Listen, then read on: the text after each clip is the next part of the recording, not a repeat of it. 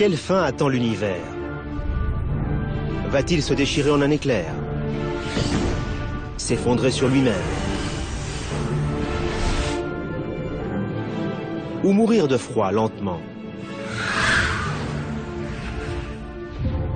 Les scientifiques imaginent l'inimaginable. Ils enquêtent sur une mort annoncée.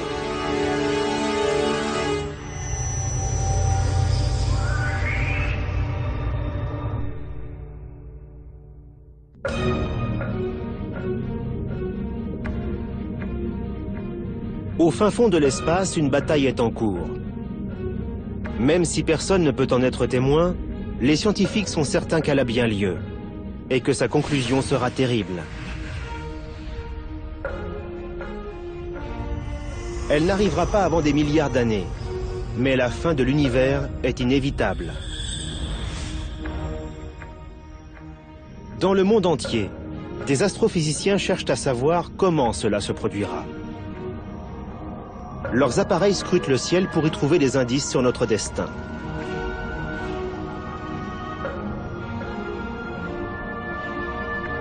Les pistes qu'ils suivent sont terrifiantes. Dans un premier scénario, la gravité contracte l'univers comme quand on dégonfle un ballon, et l'univers revient à sa taille d'origine. C'est ce qu'on appelle le Big Crunch, le grand effondrement. L'univers terminerait en une boule de feu de matière qui s'effondrerait sur elle-même. Ce serait spectaculaire. Vient ensuite la théorie du Big Freeze, la mort thermique. L'univers va s'étendre jusqu'à ce que les fournaises nucléaires qui alimentent les étoiles s'épuisent. Au-delà de ce stade, l'univers va se refroidir et mourir. La seconde possibilité est assez triste. L'univers continuera de s'étendre à l'infini pour se transformer en un lieu froid et désolé. Son expansion éloignera nos plus proches voisins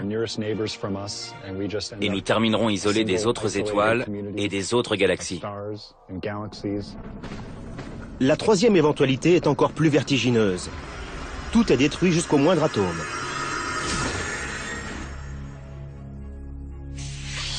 À la façon d'un ballon trop gonflé, l'univers finit par éclater.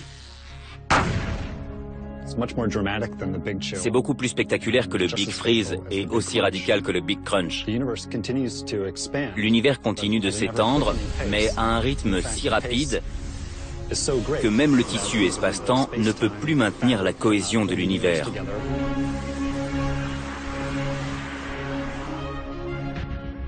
Quel que soit le cas de figure, le résultat sera dévastateur. Pour mieux comprendre comment tout finira, les scientifiques étudient comment tout a commencé. Les premières réponses sont venues d'ici, l'observatoire du mont Wilson, au-dessus de Pasadena, en Californie. En 1929, grâce à ce qui est alors le plus grand télescope du monde, Edwin Hubble fait une découverte étrange. L'univers s'étend. La découverte d'Hubble a changé notre perception de l'univers. C'est un environnement dynamique qui évolue. Contrairement à l'idée qu'on s'en faisait autrefois, il change avec le temps. Avant Hubble, les scientifiques croyaient que l'univers était statique et immuable. Si l'univers s'étend, il faut qu'il ait eu un point de départ. Un commencement.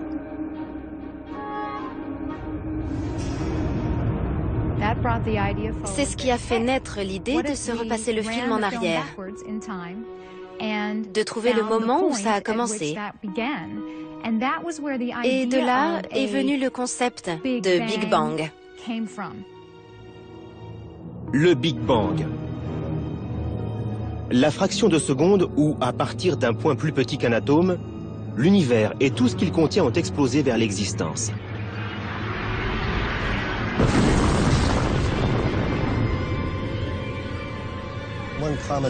Une erreur classique est de croire que l'on pourrait identifier un point dans l'espace où le Big Bang s'est produit. En fait, il faut voir le Big Bang comme une création simultanée partout dans l'espace, avec une expansion qui se poursuit encore aujourd'hui. Au moment du Big Bang, les premières particules de matière, les quarks, ont été produites. Elles se sont entrechoquées et ont formé les premiers composants de l'univers. Ils ont flotté dans un épais nuage de plasma pendant environ 400 000 ans.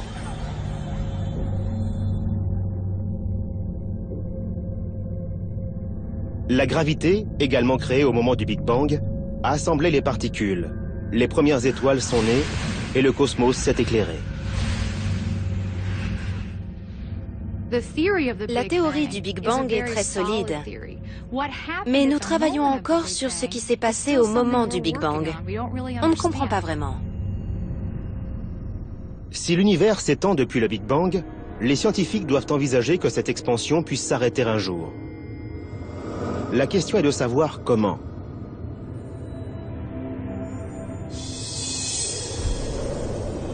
La réponse la plus évidente implique la gravité. Ce qui monte doit descendre. Les étoiles, les galaxies et tout le reste pourraient changer de direction et l'univers s'effondrerait. C'est la théorie du Big Crunch. Tu prends le haut et la poignée et tu tires dessus. Une maquette de fusée apporte des indices sur les mécanismes du Big Crunch. La maquette est comparable à l'univers, qui s'étend dans l'espace depuis le Big Bang. Une explosion initiale permet à la fusée de vaincre la pesanteur.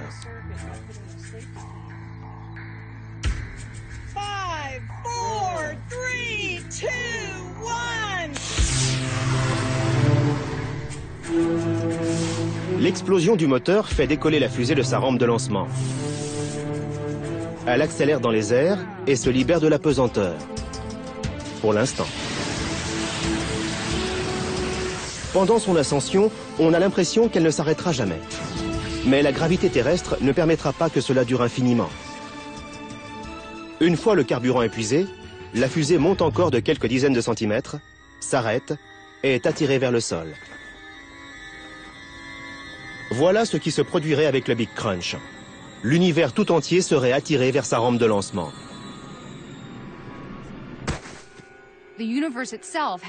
L'univers a son propre mouvement, sa propre énergie. Il s'étend.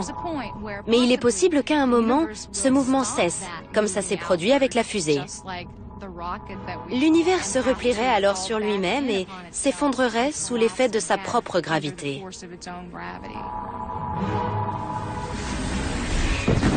Dans ce scénario, l'univers retrouverait sa forme d'origine, celle d'avant le Big Bang, et créerait les conditions d'un perpétuel va-et-vient entre création et destruction. Mais la théorie du Big Crunch est remise en question depuis que les cosmologistes ont établi qu'il devait y avoir une forme d'énergie qui empêcherait l'univers de s'effondrer.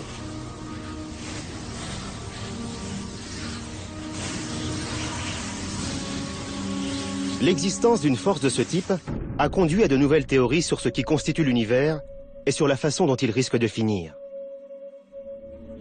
Des indications précieuses sont offertes par un des phénomènes les plus puissants et les plus mystérieux de l'univers, les trous noirs.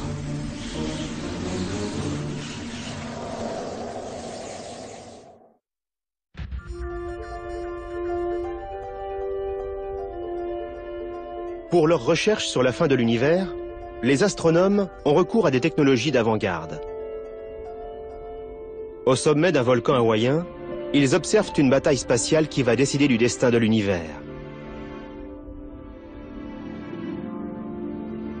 À plus de 4000 mètres d'altitude, les télescopes Keck offrent une vision exceptionnelle du cosmos.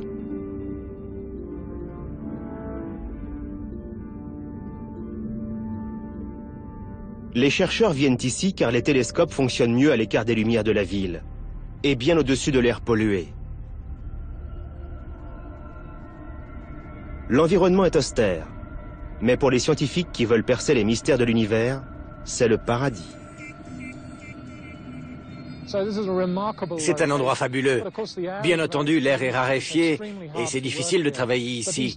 Mais les télescopes sont incroyablement puissants. On est des astronomes ambitieux. On ne se contente pas d'observer des évidences. On s'intéresse aux objets les moins visibles pour étudier les extrémités de l'univers. Les objets les plus distants nous informent sur la genèse de l'univers. Ici, Les astronomes comme Richard Ellis travaillent sur un problème qui obsède les cosmologistes depuis Edwin Hubble. Ils savent que l'univers s'étend, mais ils ignorent à quelle vitesse. Il sera difficile de déterminer comment l'univers finira avant d'avoir résolu cette énigme. Les réponses se trouvent dans le passé. Ce que j'ai fait, c'est que j'ai ciblé la 12. C'est la bonne étoile. On voit mieux maintenant. Ça valait le coup. Les astronomes utilisent les télescopes comme des machines à remonter le temps. On regarde le passé en étudiant les galaxies lointaines telles qu'elles étaient il y a très très longtemps. En observant des objets que la technologie ne permet de voir que depuis peu, des scientifiques comme Richard Ellis confirment de vieilles théories sur le cosmos.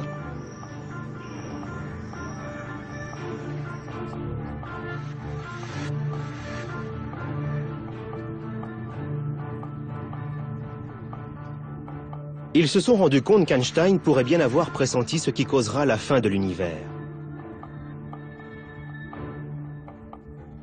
Einstein disait qu'il devait y avoir plus de masse dans l'univers que ce que nous étions capables de voir. Il avait deviné qu'il y avait des champs de supergravité invisibles, d'où même la lumière ne pouvait pas s'échapper. Dans les années 1960, les astronomes ont découvert une galaxie lointaine qui possédait une puissante source de rayons X, venue d'une chose qu'ils n'arrivaient pas à voir. Elle se trouvait dans la constellation du Cygne. Elle n'émettait pas de lumière, mais quelque chose se trouvait bien là. Quelle que soit la source de ces rayons, elle avait une masse à peu près 7 fois supérieure à celle de notre Soleil. Ce phénomène a été baptisé trou noir. Le fonctionnement des trous noirs est assez proche de la théorie du Big Crunch. Quand certaines étoiles sont à court de combustible, elles s'effondrent sur elles-mêmes pour former une masse plus petite, beaucoup plus dense, et qui attire de plus en plus de matière.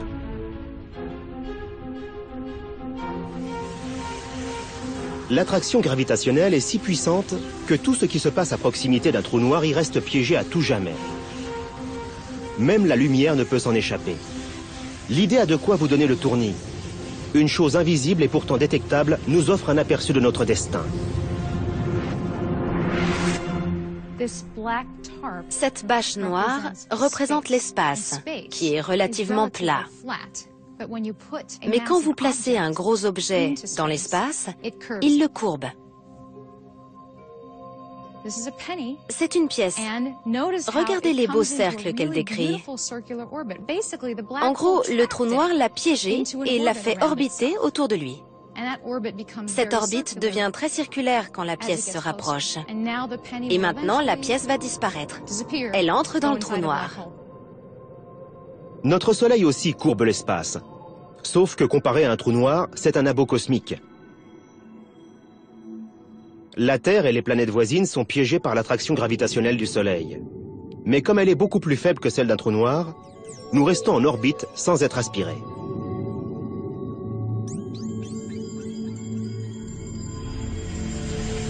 La masse des trous noirs peut être 1 million de fois supérieure à celle du Soleil, ou même plus. Ils provoquent une immense courbure de l'espace qui les entoure et dévorent tout ce qui se passe à proximité. Un trou noir tord l'espace. Et quand de la matière est à sa portée, elle tombe à l'intérieur et reste piégée.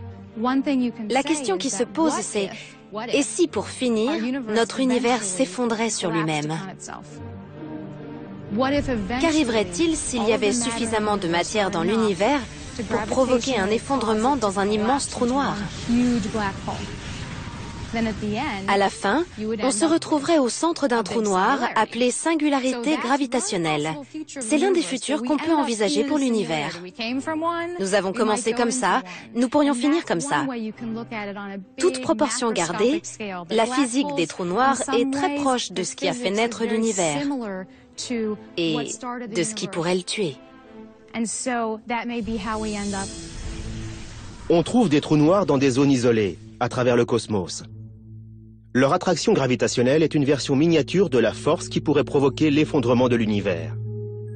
Cette force, c'est la matière noire, ce que les scientifiques surnomment parfois la glu cosmique. Bonjour Mathieu.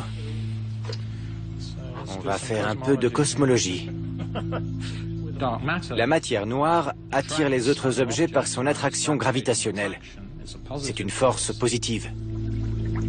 Mais il y a une force qui s'oppose à la gravité, l'énergie sombre. Nous ne comprenons pas très bien ce qu'est l'énergie sombre, mais elle a un effet négatif qui repousse les galaxies entre elles. Dans cette expérience, le tourbillon représente la force gravitationnelle de la matière noire. La teinture verte qui tombe de la seringue montre comment la matière présente dans l'univers tombe sous l'effet de la matière noire. La présence de matière noire a fait se regrouper les gaz de l'univers et des structures se sont formées. C'est comme ça que la Voie lactée s'est développée. Des petites choses s'assemblent pour en former de grosses. C'est la force positive et constructive de la gravité. Si c'était la seule force de l'univers, et si l'univers cessait de s'étendre, il commencerait à s'effondrer. La gravité mettrait fin à l'expansion et replierait l'univers sur lui-même dans un Big Crunch. La matière noire est ce qui a permis la production des galaxies en un temps limité. S'il n'y avait eu que la gravité de la matière atomique pour produire des galaxies, nous ne serions pas là aujourd'hui pour nous poser ces questions. Car faute de temps, la gravité n'a pas pu condenser toute la matière atomique présente dans le cosmos. Il fallait donc que la matière noire existe pour participer à ce processus et l'accélérer. Pourtant, l'univers continue de s'étendre et ne montre aucun signe d'effondrement. Cela suggère que la force opposée, l'énergie sombre, serait plus puissante que la matière noire. Mais pour le confirmer, les scientifiques doivent effectuer un travail de détective. Pour trouver des indices, ils s'intéressent à l'un des plus violents phénomènes de l'univers. Nous étudions les explosions d'étoiles pour tenter de comprendre à quel rythme l'univers s'étend. Ces explosions se produisent quand des étoiles qui ressemblent à notre Soleil arrivent en fin de vie. Le combustible qu'elles possédaient dans leur cœur est épuisé. L'étoile s'effondre, la partie externe s'étend et l'étoile devient ce qu'on appelle une naine blanche. Les naines blanches ont parfois d'autres étoiles qui orbitent à proximité. Quand un débris venu de ces étoiles compagnes tombe sur une naine blanche, une énorme explosion se produit.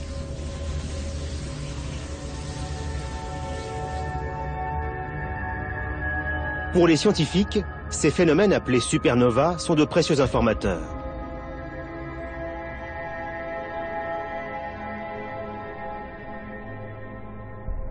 Leurs explosions brèves et lumineuses permettent de suivre l'expansion de l'univers et de mesurer sa vitesse. En gros, ce sont des naines blanches qui deviennent des bombes nucléaires. Elles explosent avec une certaine luminosité et sur une certaine durée. Leur luminosité se dissipe au bout d'un certain temps. À peu de choses près, elles ont la même taille et où qu'elles soient dans l'univers, elles ont la même apparence. Les astronomes établissent la distance et la vitesse de ces explosions en mesurant la quantité de lumière rouge qu'elles émettent. Plus l'étoile s'éloigne rapidement de nous, plus sa lumière est rouge. Quand on étudie le spectre d'une supernova, on obtient des indications sur sa composition chimique et l'expansion de sa coquille, suite à l'explosion initiale, nous informe sur la vitesse. Il y a beaucoup de données physiques que l'on peut étudier à partir de ces événements. Le rythme d'expansion des galaxies qui contiennent des supernovas permet d'évaluer comment le reste de l'univers s'étend. Nous pouvons comparer les vitesses des galaxies avec leur distance. Ce sont les indices qui permettront aux astronomes de prévoir quand l'univers changera de direction et se repliera sur lui-même pour le Big Crunch. Ou alors, ces informations pourraient mener à des conclusions totalement différentes. Le professeur Ellis effectue des recherches à l'observatoire Keck d'Hawaï. Alors que le télescope est au sommet d'un immense volcan, il se trouve dans une salle de visionnage située dans une autre partie de l'île. Ligne d'émission, Johan? Du côté rouge, je crois. Au même instant, Johan Richards se trouve à l'Institut de technologie de Californie à Pasadena. Il étudie la lumière d'une galaxie que le télescope Keck a filmée à Hawaï. Il essaie de voir si certains des éléments connus de cette galaxie sont dans le spectre rouge et s'éloignent de nous.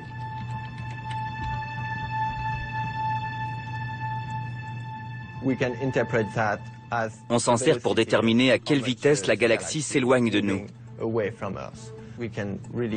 Ces données nous informent sur le comportement de tout l'univers, sur son expansion. L'interprétation des décalages vers le rouge est essentielle pour prédire l'avenir de l'univers. Depuis quelques années, nous sommes capables d'obtenir de meilleures images du cosmos. Elles nous ont appris que le décalage vers le rouge des galaxies lointaines est plus important qu'on ne le prévoyait.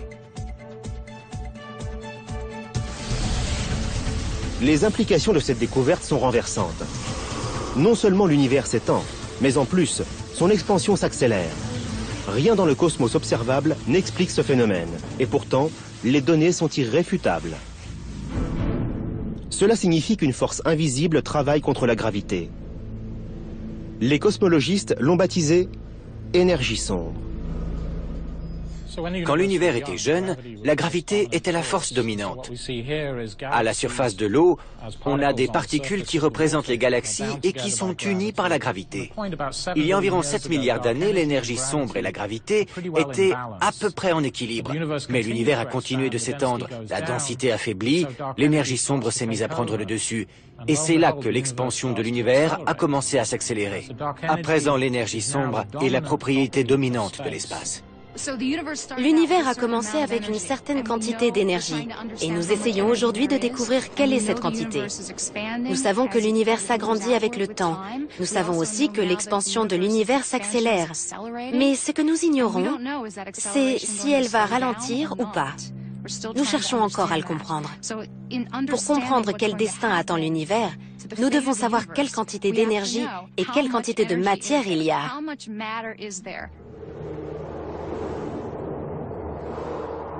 L'histoire de l'univers est une bataille entre la matière noire et l'énergie sombre.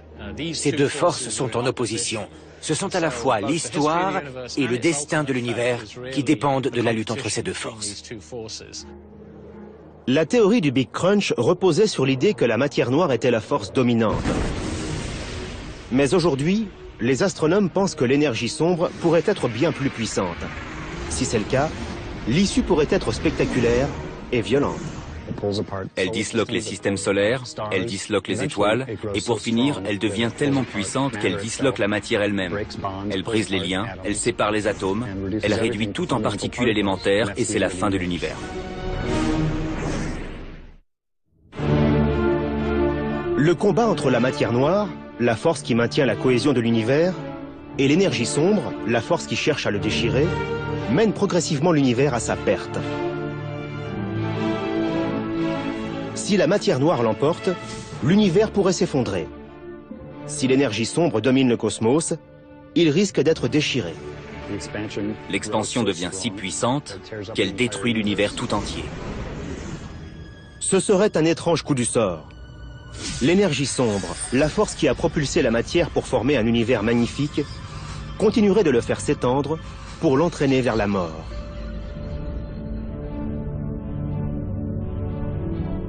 Pour savoir si l'énergie sombre est bel et bien en train de gagner la bataille, les scientifiques doivent d'abord découvrir à quelle vitesse l'univers s'étend.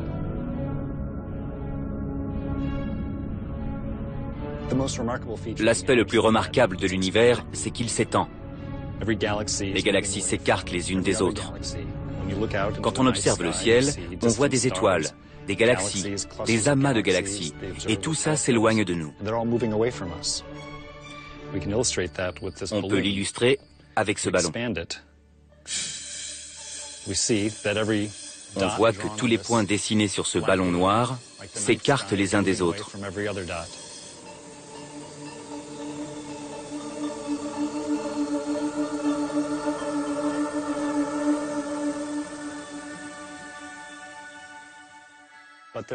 Mais il y a autre chose que nous savons sur l'univers. C'est que son expansion va de plus en plus vite. Il s'agrandit à un rythme de plus en plus élevé. On ne sait pas exactement à quelle vitesse l'expansion accélère, mais si elle va suffisamment vite, quelque chose de terrible pourrait se produire. Un déchirement de l'univers.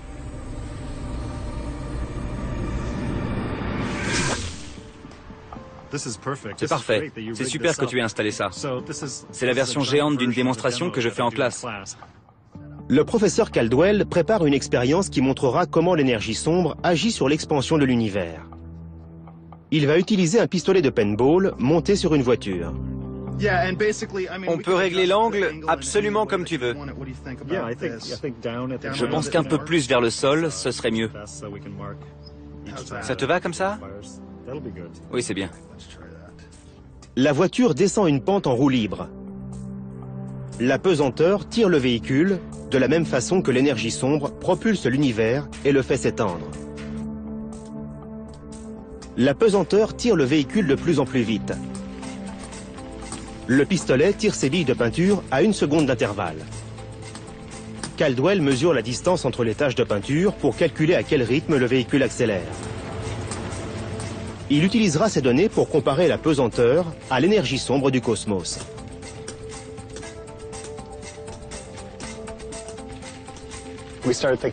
On a commencé à envisager un grand déchirement quand on a découvert que l'expansion de l'univers s'accélérait. Le degré d'accélération est inconnu et les astronomes travaillent d'arrache-pied pour déterminer avec précision la vitesse de l'expansion et les détails de l'évolution passée de l'univers. À partir de là, on pourra s'intéresser à son évolution future. On ne sait pas exactement à quelle vitesse il accélère, mais certains éléments indiquent qu'il a franchi un palier au-delà duquel on risque un effet d'emballement capable de déchirer l'univers. Alors? Super, ça va fournir de bonnes données. Parfait. On mesure? Je te donne ce bout.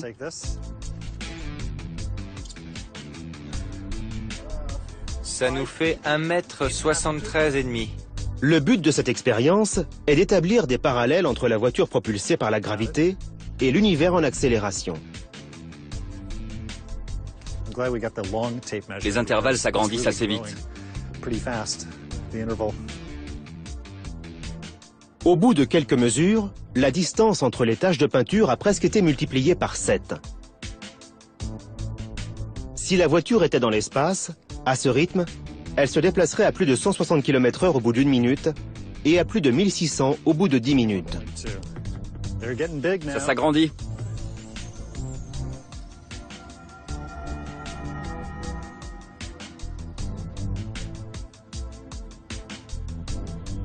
Ici, on a 12,90 m.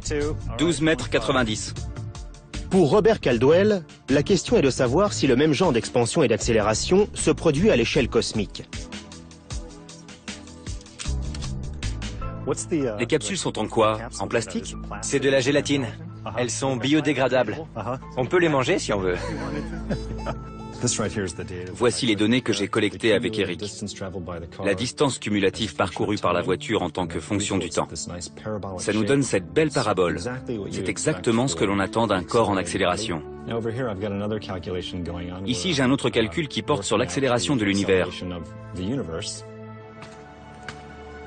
Les calculs de Robert Caldwell montrent que les forces terrestres sont semblables aux forces de l'espace. Cette démonstration donne un aperçu du rythme effréné de l'expansion du cosmos. Un coup d'œil ne suffit pas pour apprécier la correspondance. Mais je peux vous affirmer que les statistiques indiquent qu'un univers en accélération colle très bien à ces données.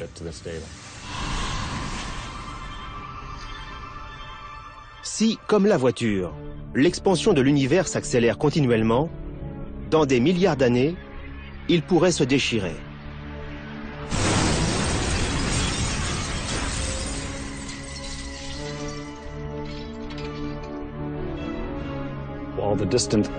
Toutes les étoiles lointaines et les galaxies seront éloignées les unes des autres et de nous. On n'aura pas le temps de basculer dans le froid et la solitude. Ce sera spectaculaire et violent. Les étoiles, les planètes et même les atomes seront disloqués avant que l'univers ne prenne fin. Ça n'arrivera pas avant au moins 50 milliards d'années, mais ça n'en est pas moins fascinant.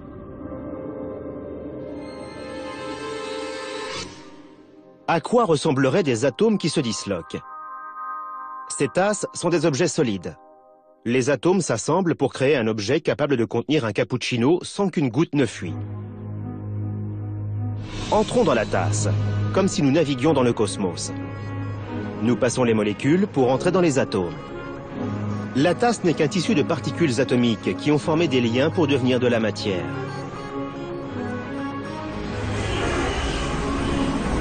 Si ces particules devaient être éloignées, les liens qui maintiennent la cohésion de la tasse ne fonctionneraient plus.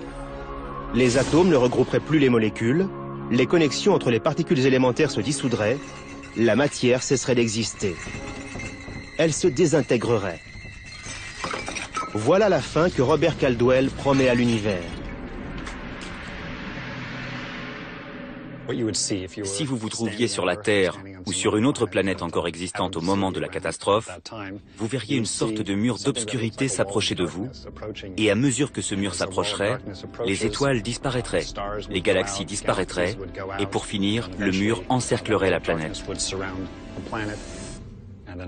Assez vite, les atomes eux-mêmes seraient disloqués, et voilà. Le mur d'obscurité se réduit en un point, et ça représente la fin de l'univers.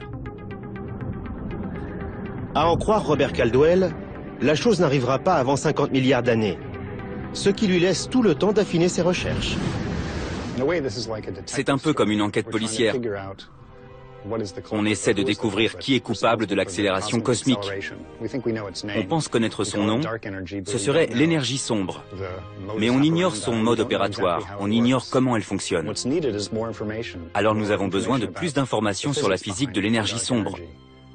Nous voulons découvrir ce qu'elle fait et de quoi elle est constituée. En répondant à ces questions, nous serons capables de comprendre quel sera le destin de l'univers.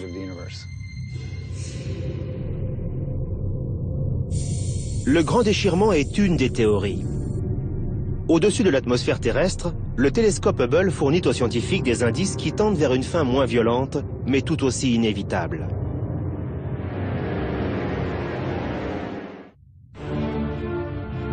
L'univers s'étend. Si son accélération est suffisamment rapide, il risque de finir dans un grand déchirement.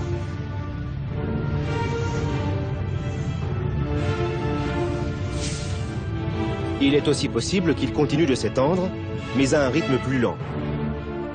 Dans ce cas de figure, il ne se déchirerait pas. Il deviendrait obscur, froid et sans vie.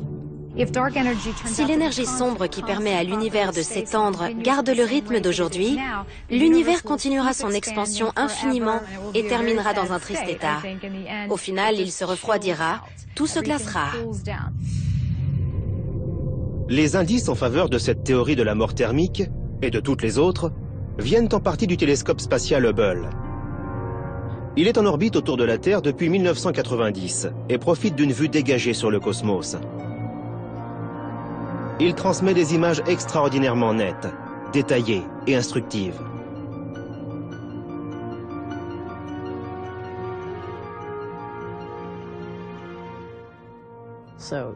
Voici un exemple de champ profond qu'Hubble a pu photographier. On pointe le télescope sur toute une région de l'espace. Quand vous l'observiez avec des images prises au sol, comme c'était le cas avant le lancement d'Hubble, elle faisait la taille d'un timbre-poste. Soudain, avec le premier champ profond photographié par Hubble, on a découvert 4000 galaxies semblables à celle-ci et qui n'étaient pas visibles depuis la Terre. Il a une puissance incroyable. Chacune de ces traînées est une galaxie qui contient environ 100 milliards d'étoiles. Les astronomes attendent avec impatience toutes les images transmises par Hubble. Elles les rapprochent de la clé de l'énigme. Avec un traitement d'images informatique et une différenciation d'images prises sur différentes nuits, on peut extraire les autres galaxies du cliché et il ne reste que cette tache. C'est une supernova qui n'aurait jamais pu être découverte avant le lancement du télescope spatial Hubble.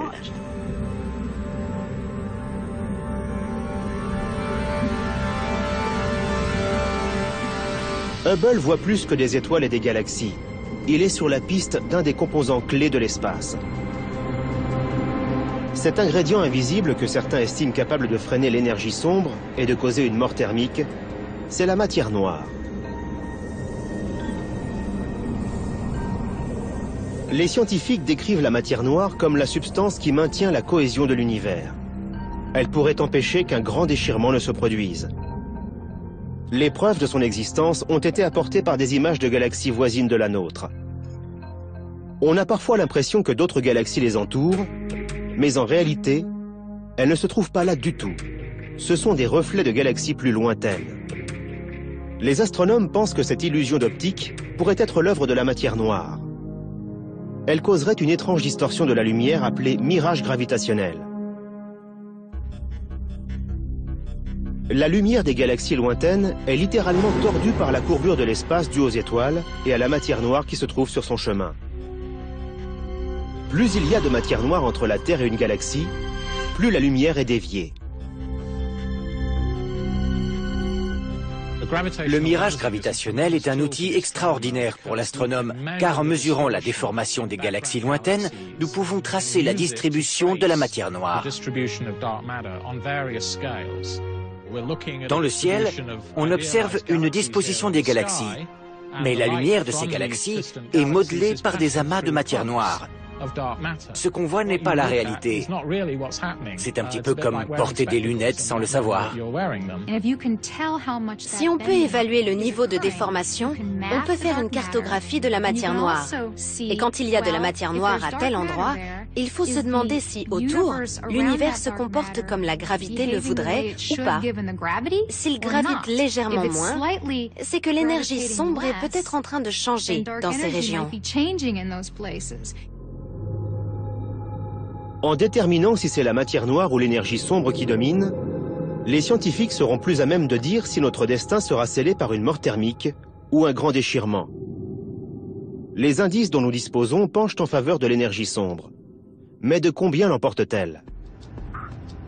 Pour répondre à cette question, les astronomes doivent trouver le moyen de mesurer la vitesse à laquelle l'univers s'étend. Sur Terre, la vitesse d'un objet est facile à évaluer. Un avion, par exemple, est suffisamment proche pour qu'on puisse l'observer et calculer sa vitesse en chronométrant le temps qu'il met pour se rendre d'un point à un autre.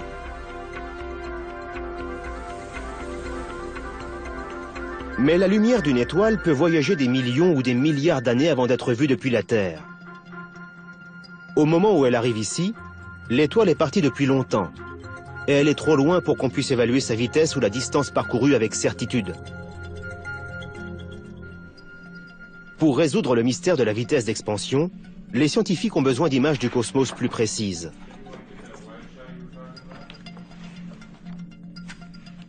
On ne pouvait même pas observer ces galaxies avant le lancement du télescope spatial Hubble. Récemment, on a fait un bond technologique étourdissant. Il nous a permis de cartographier l'évolution de l'univers d'une façon qu'on n'aurait jamais imaginée auparavant. L'amélioration des images facilite le travail des astronomes. Si l'univers continue de s'étendre, pour finir, toutes les sources d'énergie, les fournaises nucléaires et les étoiles s'épuiseront et mourront. L'univers deviendra très froid et il y aura une mort thermique. Dans ce scénario, la Terre deviendrait une planète froide et solitaire. Les distances entre étoiles seraient si étendues qu'on ne pourrait même plus les voir. Avec le temps, elles s'éteindraient et tout l'univers se glacerait. Ces idées découlent des travaux d'Einstein et d'Hubble, mais ni l'un ni l'autre n'ont vécu suffisamment longtemps pour voir ces résultats.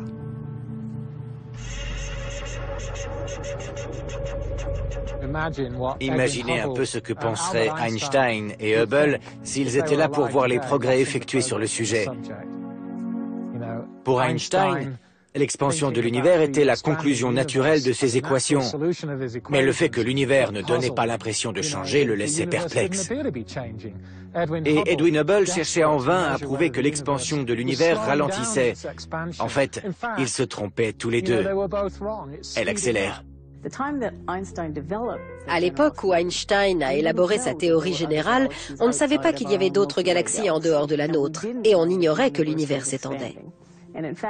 Même si ces équations montraient que l'univers devait s'agrandir, Einstein lui-même n'avait pas assez confiance en ses calculs pour affirmer que l'univers s'étendait ou se rétractait. Reste que son travail a mené à la découverte de la matière noire et de l'énergie sombre, les forces capables de provoquer le Big Freeze. Cette sphère illustre les principes de cette mort thermique. Les billes qui en sortent sont comme les étoiles qui se sont formées après le Big Bang. L'énergie sombre les propulse vers l'extérieur. La matière noire les ralentit. Dans le cas d'un Big Freeze, l'expansion se poursuivrait, mais le combustible nucléaire qui fait brûler les étoiles finirait par s'épuiser.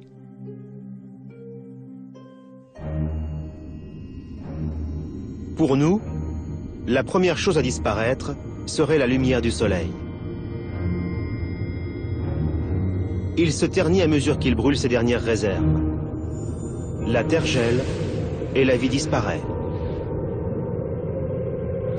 Des milliards d'années après la disparition des humains, le cosmos s'étend hors de vue. Il restera peut-être quelques étoiles récentes, mais la plupart se seront éloignées depuis bien longtemps. La fournaise qui alimente l'univers s'éteint. Le cosmos assombri continue de s'étendre et n'est plus qu'un vestige gelé et sans vie.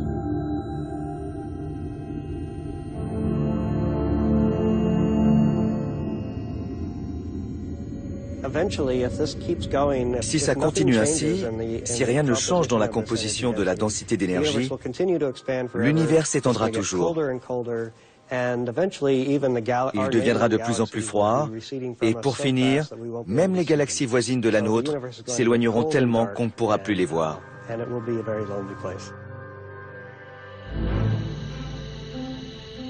Les astronomes ont encore beaucoup à apprendre sur l'influence de l'énergie sombre et de la matière noire. Une bonne partie de leurs informations récentes viennent de cette sonde lancée dans l'espace. Elle va les aider à comprendre l'histoire et le destin de l'univers.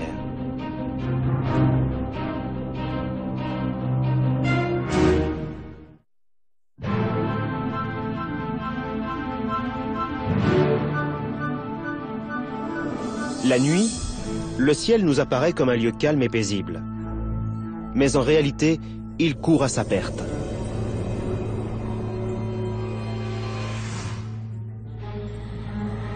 Les avancées scientifiques rapprochent les astronomes de la clé de l'énigme.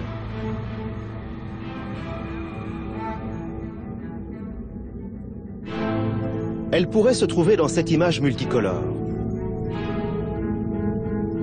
C'est une carte de l'univers peu après sa création.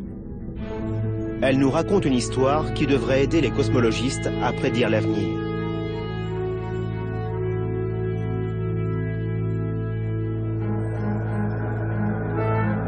La machine qui a fourni ces images est le WMAP, le Wilkinson Microwave Anisotropy Probe, un satellite de la NASA qui travaille nuit et jour à la cartographie du cosmos. Ce qu'on voit ici, ce sont les limites de l'univers visible. Il s'agit de la lumière que le WMAP mesure, les restes de chaleur du Big Bang. C'est la plus ancienne lumière que l'on peut voir dans le cosmos. Ce fossile des débuts de l'univers nous en dit long sur la composition de la matière de l'époque, sur le rythme d'expansion et sur les conditions qui régnaient à la naissance de l'univers. Le WMAP est l'une des grandes innovations astronomiques du XXIe siècle. Auparavant, rien ne pouvait fournir une image aussi claire des restes d'énergie du Big Bang. Ce que les scientifiques appellent le fond diffus cosmologique. Le WMAP mesure les différences de température de ce fond. Elles peuvent nous apprendre quelle force dominera l'univers et comment cette force mènera le cosmos à sa fin. Les taches bleues sont des régions où le rayonnement produit par le Big Bang est légèrement plus froid que la moyenne. Et les taches rouges sont des régions légèrement plus chaudes que la moyenne. Les différences de température révélées par le WMAP donnent des indications sur la nature de la matière et de l'énergie que contient l'univers. En analysant cette lumière, les scientifiques trouvent non seulement des indices sur la substance de l'univers, mais aussi sur sa destinée. À l'œil nu, on ne capte qu'une infime partie du spectre électromagnétique. On a donc recours à des longueurs d'onde plus grandes. Le WMAP mesure les mêmes ondes qu'utilise un four à micro-ondes pour chauffer de l'eau. Le WMAP est capable de détecter des variations de température d'1 millième de degré. Cette sensibilité permet de calculer les proportions de matière noire et d'énergie sombre. On assemble toutes ces mesures et on dresse une carte de ces variations.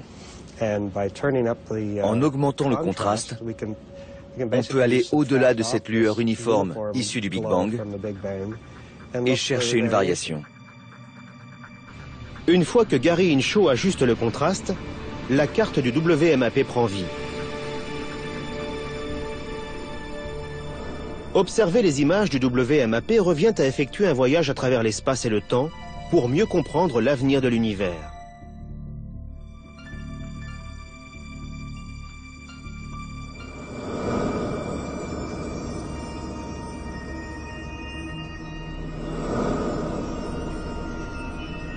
En s'éloignant de la sonde et en suivant le chemin de la lumière qu'elle collecte, nous passons Mars, Jupiter et Saturne, dont la lumière met 1 heure pour arriver sur Terre.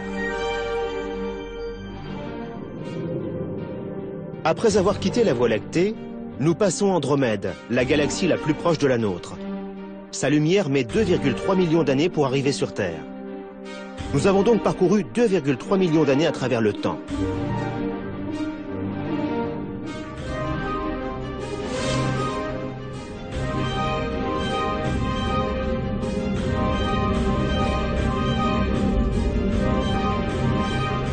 Pour finir, nous arrivons 13 milliards d'années en arrière, au début de la lumière visible. Avant cela, l'hydrogène surchauffé est partout. Le WMAP peut remonter jusqu'à ce point de l'histoire. Il confirme des faits essentiels concernant l'univers et ce qui le tuera.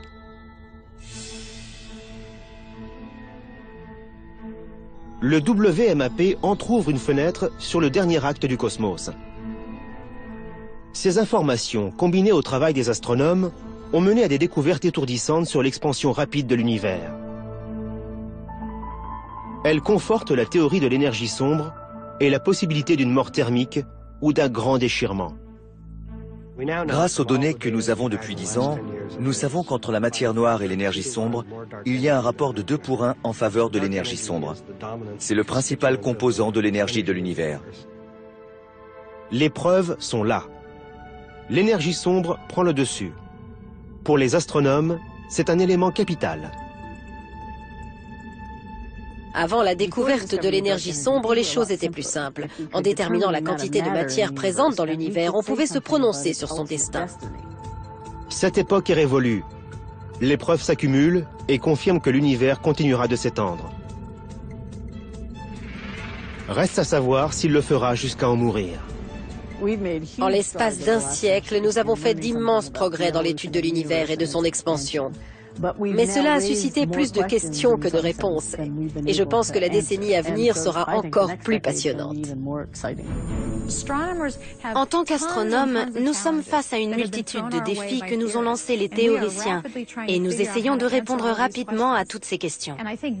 Je trouve ça très excitant, car lorsqu'on peut observer quelque chose, on le met à l'épreuve. Et c'est ça, la science. Le combat entre la matière noire et l'énergie sombre va continuer des milliards d'années. Quand le dernier acte se jouera, les humains auront disparu depuis longtemps. Mais avant cela, ils auront poursuivi un but passionnant. Comprendre comment l'univers est né, comment il fonctionne et comment il finira. C'est une quête sans fin. Le moteur de l'astronomie, c'est de comprendre de quoi l'univers est fait, quelle est la nature de la matière noire et, le plus grand de tous les mystères, savoir ce qui scellera le destin de l'univers.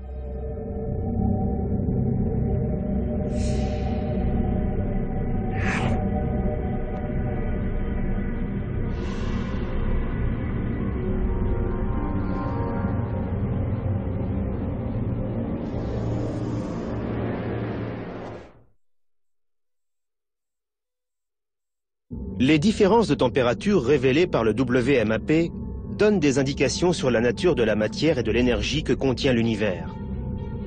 En analysant cette lumière, les scientifiques trouvent non seulement des indices sur la substance de l'univers, mais aussi sur sa destinée. À l'œil nu, on ne capte qu'une infime partie du spectre électromagnétique. On a donc recours à des longueurs d'onde plus grandes. Le WMAP mesure les mêmes ondes qu'utilise un four à micro-ondes pour chauffer de l'eau. Le WMAP est capable de détecter des variations de température d'1 millième de degré. Cette sensibilité permet de calculer les proportions de matière noire et d'énergie sombre. On assemble toutes ces mesures et on dresse une carte de ces variations.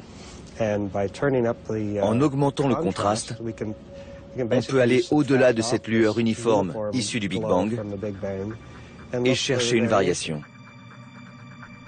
Une fois que Gary Inshaw ajuste le contraste, la carte du WMAP prend vie.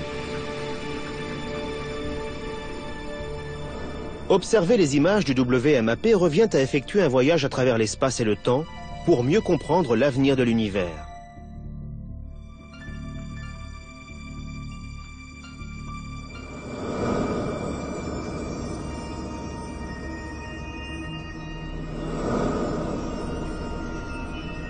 En s'éloignant de la sonde et en suivant le chemin de la lumière qu'elle collecte, nous passons Mars, Jupiter et Saturne, dont la lumière met 1 heure pour arriver sur Terre. Après avoir quitté la Voie lactée, nous passons Andromède, la galaxie la plus proche de la nôtre. Sa lumière met 2,3 millions d'années pour arriver sur Terre. Nous avons donc parcouru 2,3 millions d'années à travers le temps.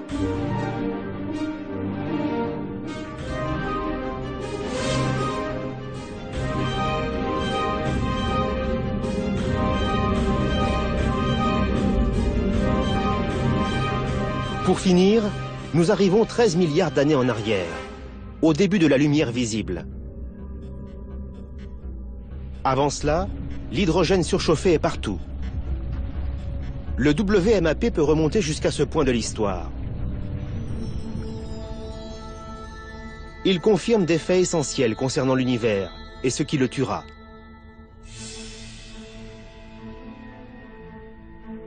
Le WMAP entrouvre une fenêtre sur le dernier acte du cosmos. Ces informations, combinées au travail des astronomes, ont mené à des découvertes étourdissantes sur l'expansion rapide de l'univers. Le combat entre la matière noire, la force qui maintient la cohésion de l'univers, et l'énergie sombre, la force qui cherche à le déchirer, mène progressivement l'univers à sa perte. Si la matière noire l'emporte, l'univers pourrait s'effondrer. Si l'énergie sombre domine le cosmos, il risque d'être déchiré. L'expansion devient si puissante qu'elle détruit l'univers tout entier. Ce serait un étrange coup du sort. L'énergie sombre, la force qui a propulsé la matière pour former un univers magnifique, continuerait de le faire s'étendre pour l'entraîner vers la mort.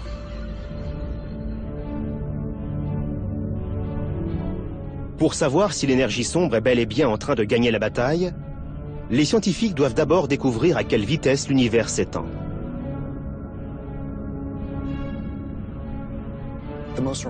L'aspect le plus remarquable de l'univers, c'est qu'il s'étend. Les galaxies s'écartent les unes des autres. Quand on observe le ciel, on voit des étoiles, des galaxies, des amas de galaxies, et tout ça s'éloigne de nous. On peut l'illustrer avec ce ballon. On voit que tous les points dessinés sur ce ballon noir s'écartent les uns des autres.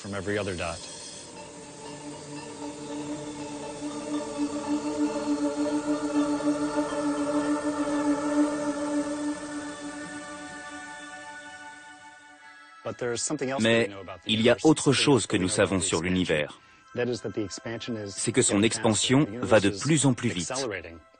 Il s'agrandit à un rythme de plus en plus élevé. On ne sait pas exactement à quelle vitesse l'expansion accélère, mais si elle va suffisamment vite, quelque chose de terrible pourrait se produire. Un déchirement de l'univers.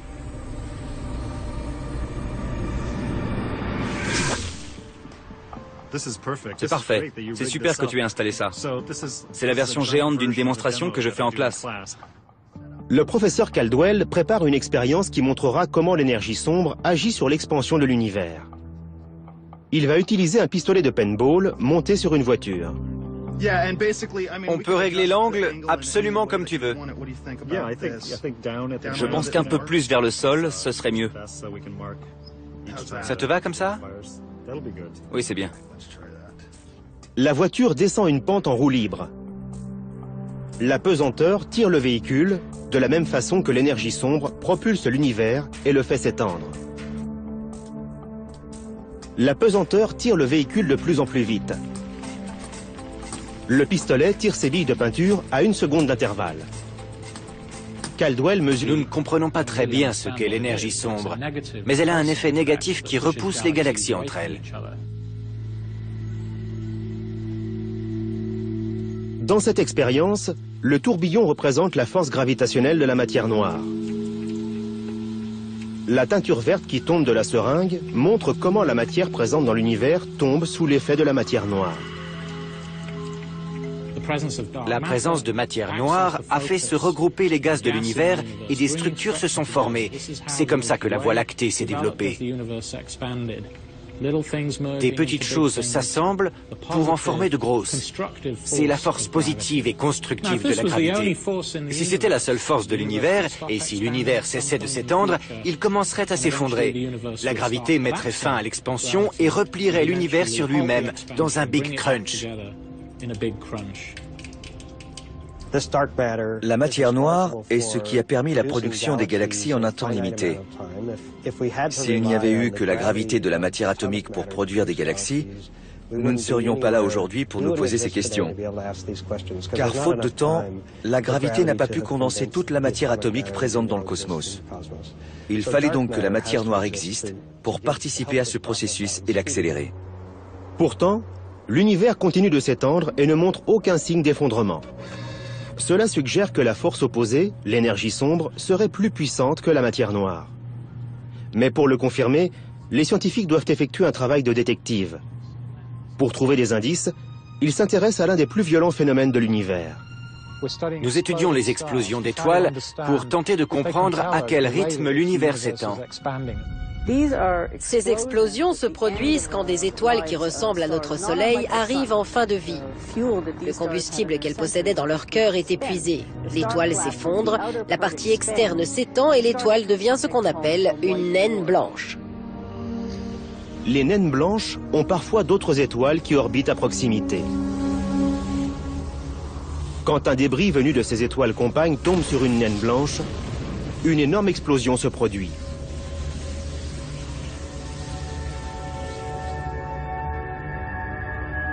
Pour les scientifiques, ces phénomènes appelés supernovas sont de précieux informateurs.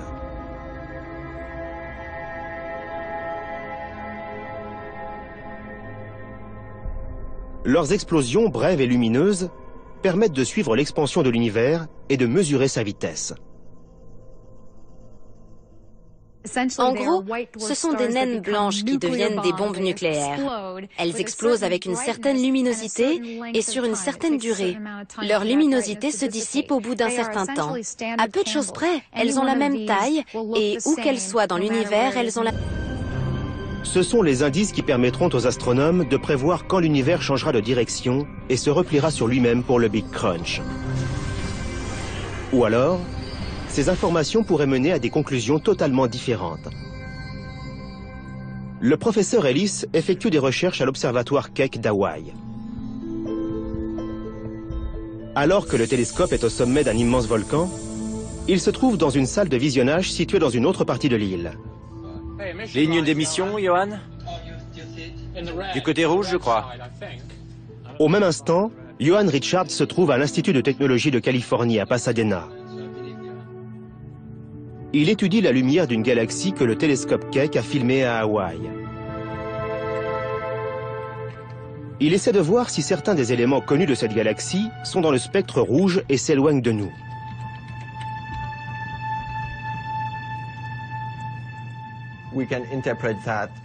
On s'en sert pour déterminer à quelle vitesse la galaxie s'éloigne de nous. Ces données nous informent sur le comportement de tout l'univers, sur son expansion. L'interprétation des décalages vers le rouge est essentielle pour prédire l'avenir de l'univers. Depuis quelques années, nous sommes capables d'obtenir de meilleures images du cosmos. Elles nous ont appris que le décalage vers le rouge des galaxies lointaines est plus important qu'on ne le prévoyait. Les implications de cette découverte sont renversantes. Non seulement l'univers s'étend, mais en plus, son expansion s'accélère. Rien dans le cosmos observable n'explique ce phénomène. Et pourtant, les données sont irréfutables. Cela signifie qu'une force invisible travaille contre la gravité. Les cosmologistes l'ont baptisé « énergie sombre ». Quand l'univers était jeune, la gravité était la force dominante. À la surface de l'eau, on a des particules qui représentent les galaxies et qui sont unies par la gravité. Il y a environ 7 milliards d'années, l'énergie sombre et la gravité étaient à peu près en équilibre. Mais l'univers a continué de s'étendre, la densité affaiblie, l'énergie sombre s'est mise à prendre le dessus. Et c'est là que l'expansion de l'univers a commencé à s'accélérer. À présent, l'énergie sombre est la propriété dominante de l'espace. L'univers a commencé avec une certaine quantité d'énergie et nous essayons aujourd'hui de découvrir quelle est cette quantité. Nous savons que l'univers s'agrandit avec le temps. Nous savons aussi que l'expansion de l'univers s'accélère. Mais ce que nous ignorons, c'est si elle va ralentir ou pas. Nous cherchons encore à le comprendre. Pour comprendre quel destin attend l'univers, nous devons savoir quelle quantité d'énergie et quelle quantité de matière il y a. À plus de 4000 mètres d'altitude, les télescopes Keck offrent une vision exceptionnelle du cosmos.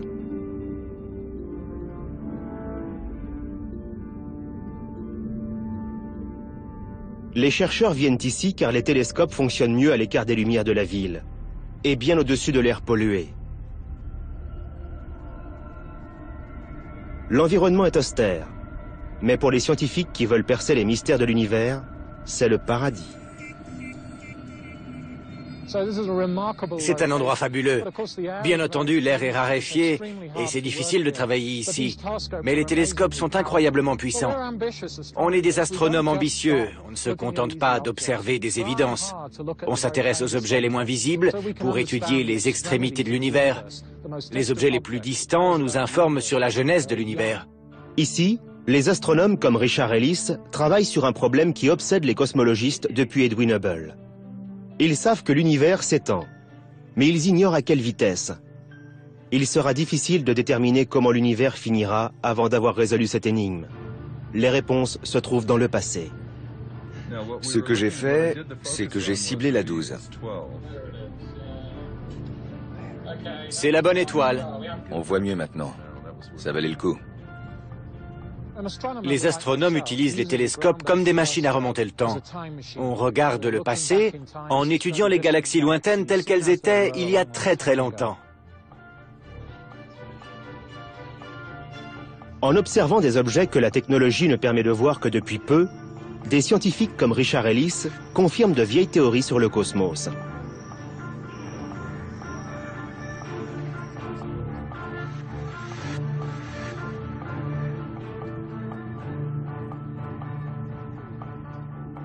Ils se sont rendus compte qu'Einstein pourrait bien avoir pressenti ce qui causera la fin de l'univers. Einstein disait qu'il devait y avoir plus de masse dans l'univers que ce que nous étions capables de voir. Il avait deviné qu'il y avait des champs de supergravité invisibles, d'où même la lumière ne pouvait pas s'échapper. Dans les années 1960, les astronomes ont découvert une galaxie lointaine qui possédait une puissante source de rayons X venue d'une chose qu'ils n'arrivaient pas à voir. Elle se trouvait dans la constellation du Cygne. Elle n'émettait pas de lumière, mais quelque chose se trouvait bien là. Quelle que soit la source de ces rayons, elle avait une masse à peu près 7 fois supérieure à celle de notre Soleil. Ce phénomène a été baptisé « trou noir ». Le fonctionnement des trous noirs est assez proche de la théorie du Big Crunch. Quand certaines étoiles sont à court de combustible, mais quand vous placez un gros objet dans l'espace, il le courbe. C'est une pièce. Regardez les beaux cercles qu'elle décrit. En gros, le trou noir l'a piégé et l'a fait orbiter autour de lui. Cette orbite devient très circulaire quand la pièce se rapproche. Et maintenant, la pièce va disparaître. Elle entre dans le trou noir. Notre Soleil aussi courbe l'espace. Sauf que comparé à un trou noir, c'est un abo cosmique. La Terre et les planètes voisines sont piégées par l'attraction gravitationnelle du Soleil. Mais comme elle est beaucoup plus faible que celle d'un trou noir, nous restons en orbite sans être aspirés.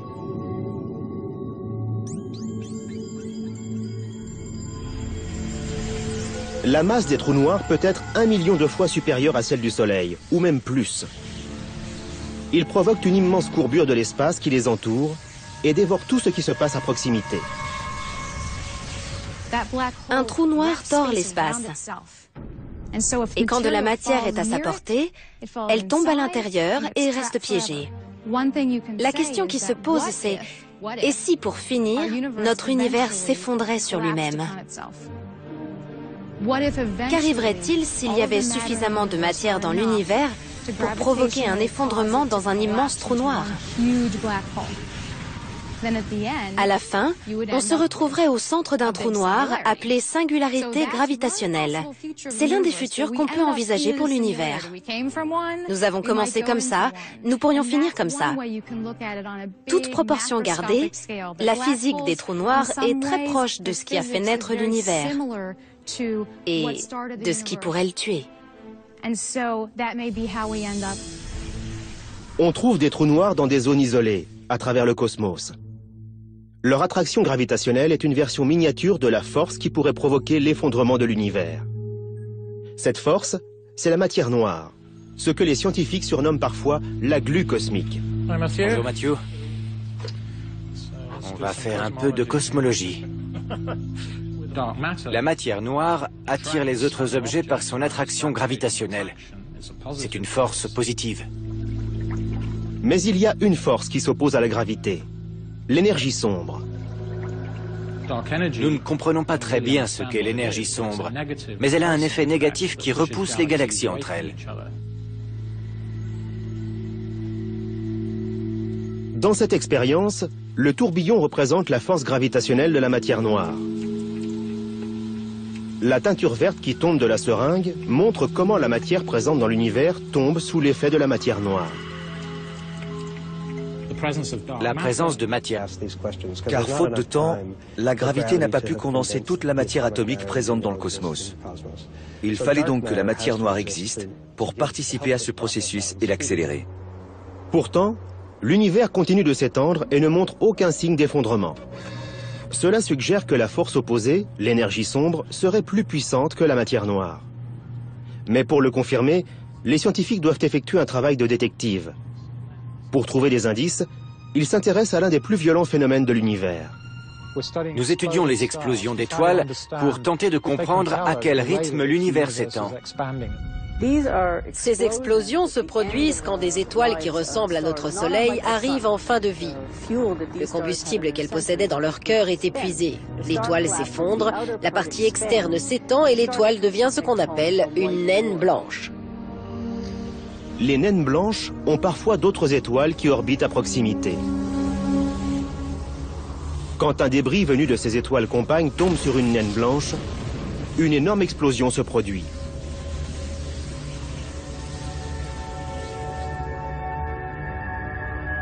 Pour les scientifiques, ces phénomènes appelés supernovas sont de précieux informateurs.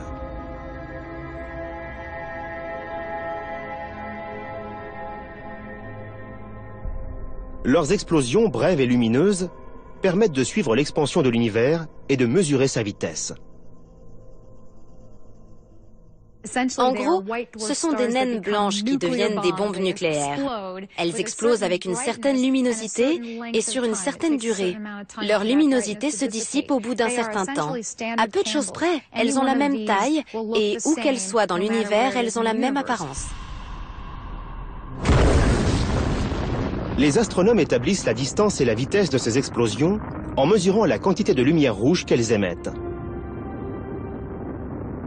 Plus l'étoile s'éloigne rapidement de nous, plus sa lumière est rouge. Quand on étudie le spectre d'une supernova, on obtient des indications sur sa composition chimique et l'expansion de sa coquille, suite à l'explosion initiale, nous informe sur la vitesse. Il y a beaucoup de données physiques que l'on peut étudier à partir de ces événements. Le rythme d'expansion des galaxies qui contiennent des supernovas permet d'évaluer comment le reste de l'univers s'étend. Nous pouvons comparer les vitesses des galaxies avec leur distance.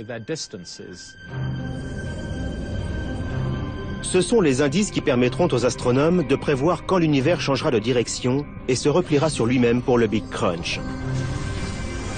Ou alors, ces informations pourraient mener à des conclusions totalement différentes. Le professeur Ellis effectue des recherches à l'observatoire d'altitude. Les télescopes Keck offrent une vision exceptionnelle du cosmos.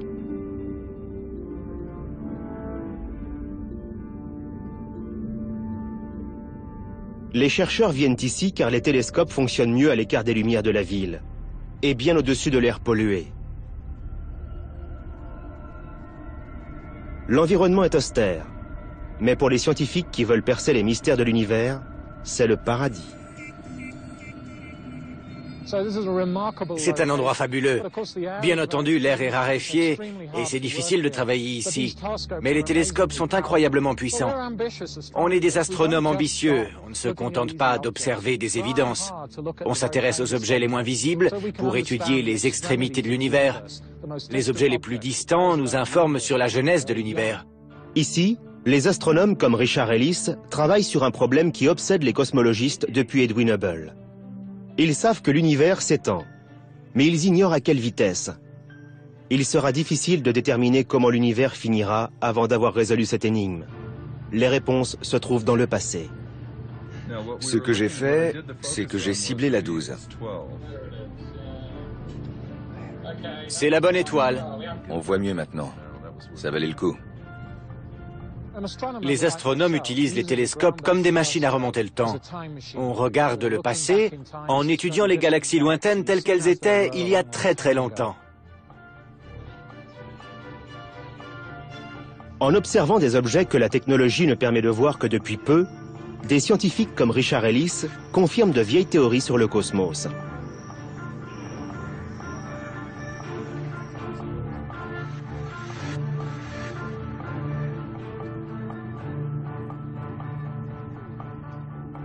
Ils se sont rendus compte qu'Einstein pourrait bien avoir pressenti ce qui causera la fin de l'univers. Einstein disait qu'il devait y avoir plus de masse dans l'univers que ce que nous étions capables de voir. Il avait deviné qu'il y avait des champs de supergravité invisibles, d'où même la lumière ne pouvait pas s'échapper.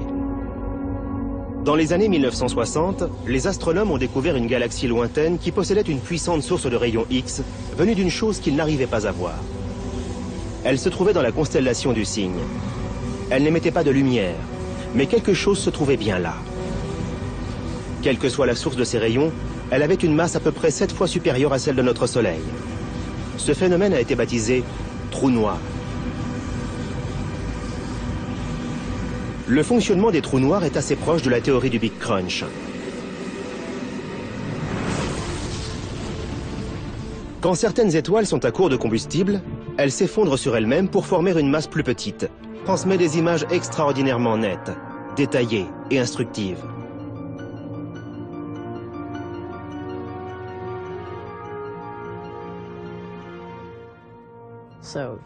Voici un exemple de champ profond qu'Hubble a pu photographier. On pointe le télescope sur toute une région de l'espace. Quand vous l'observiez avec des images prises au sol, comme c'était le cas avant le lancement d'Hubble, elle faisait la taille d'un timbre-poste. Soudain, avec le premier champ profond photographié par Hubble, on a découvert 4000 galaxies semblables à celle-ci et qui n'étaient pas visibles depuis la Terre. Il a une puissance incroyable. Chacune de ces traînées est une galaxie qui contient environ 100 milliards d'étoiles. Les astronomes attendent avec impatience toutes les images transmises par Hubble. Elles les rapprochent de la clé de l'énigme. Avec un traitement d'images informatique et une différenciation d'images prises sur différentes nuits, on peut extraire les autres galaxies du cliché et il ne reste que cette tache. C'est une supernova qui n'aurait jamais pu être découverte avant le lancement du télescope spatial Hubble.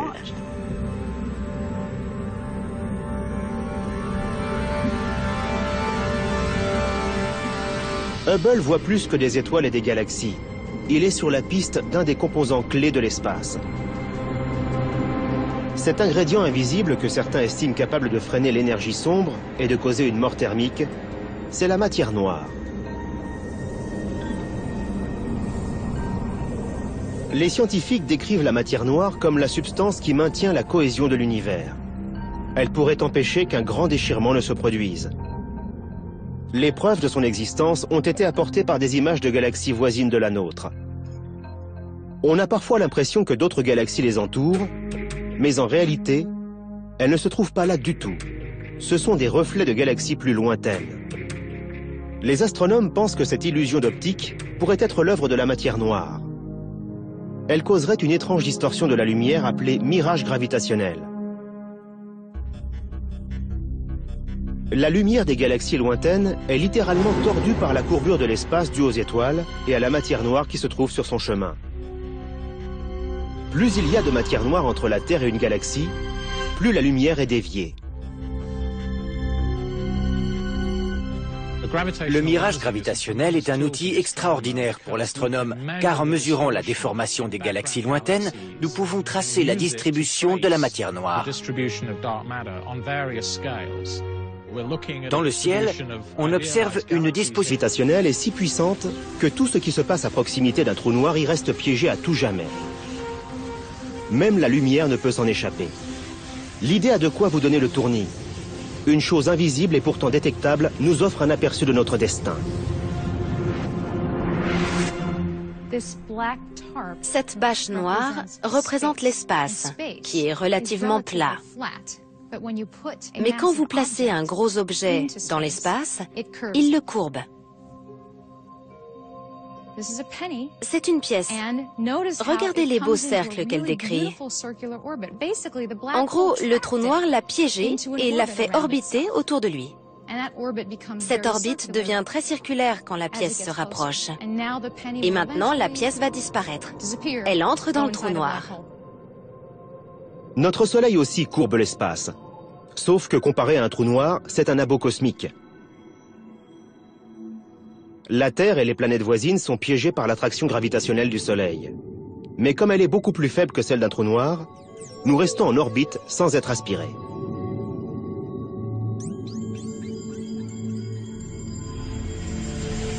La masse des trous noirs peut être 1 million de fois supérieure à celle du Soleil, ou même plus.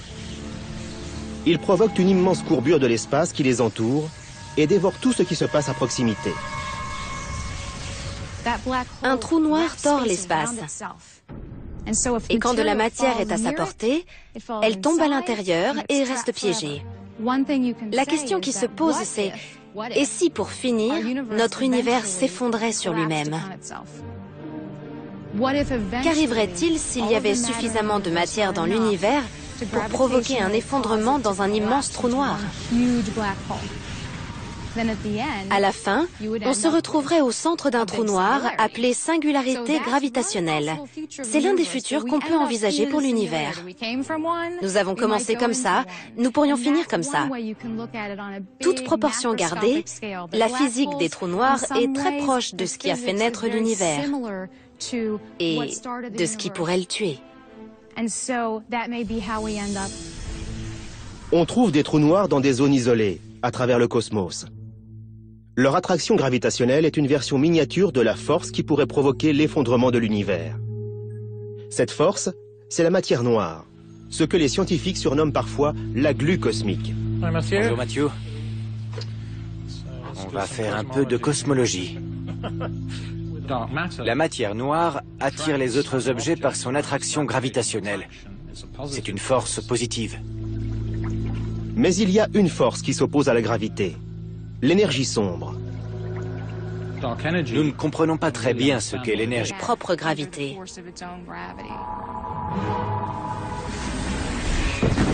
Dans ce scénario, l'univers retrouverait sa forme d'origine, celle d'avant le Big Bang, et créerait les conditions d'un perpétuel va-et-vient entre création et destruction.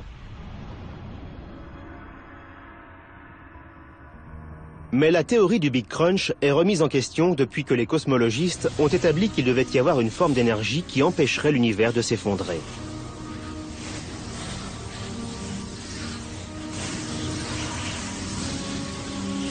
L'existence d'une force de ce type a conduit à de nouvelles théories sur ce qui constitue l'univers et sur la façon dont il risque de finir. Des indications précieuses sont offertes par un des phénomènes les plus puissants et les plus mystérieux de l'univers. Les trous noirs.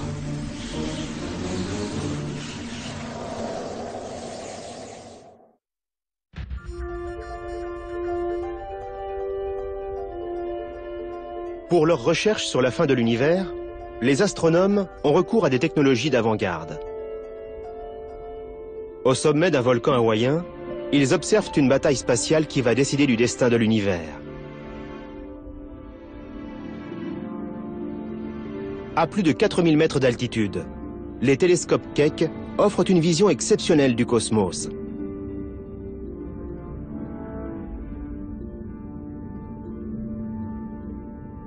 Les chercheurs viennent ici car les télescopes fonctionnent mieux à l'écart des lumières de la ville et bien au-dessus de l'air pollué.